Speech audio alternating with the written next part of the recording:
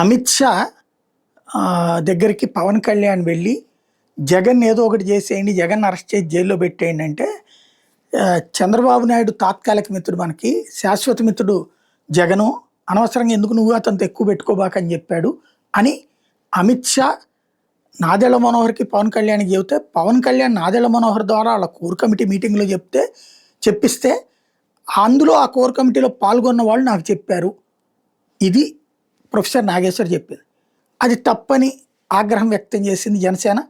Withdraw చేసుకోమని నాదెళ్ల మనోహర్ కోరడం, అవును నేను విత్డ్రా చేసుకుంటున్నాను, నాకు తెలిసింది సోర్స్ ఇది కరెక్టు, కానీ ఆ క్రాస్ చెక్ చేసుకోలేదు కాబట్టి నేను విత్డ్రా చేసుకుంటున్నాను, కానీ రచ్చ చేశారు.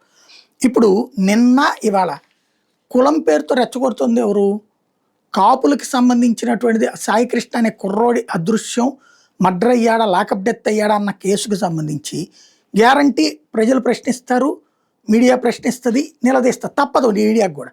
దాన్ని ఎలా కవర్ చేస్తున్నారంటే జగనే రెచ్చగొడుతున్నాడు పవన్ని వ్యతిరేకంగా, పవన్ అభిమానుల్ని రెచ్చగొట్టాలి జగన్ మీదకి, పవన్ నిరికించాలి, ఆయన మీద కాపులను రెచ్చగొట్టండి, సాయికృష్ణ అదృశ్యం మనకు అడ్వాంటేజ్ కావాలి, ధర్నాలు తొడావిడి చేయాలి, వైసీపీ కాపు నేతలకు జగన్ ఆదేశం, కన్నబాబుకి పర్యవేక్షణ బాధ్యతలు, ఇది జగన్ ఇట్లా చేశాడు అని చెప్పడం. అంటే వాళ్ళు ఎట్లాగో యాజిటేషన్ చేస్తారు, దానికి ఇప్పుడు జగనే చేస్తున్నాడు అని చెప్పి పవన్ కళ్యాణ్ ఫ్యాన్స్ని ఇలా మీద రెచ్చగొట్టు.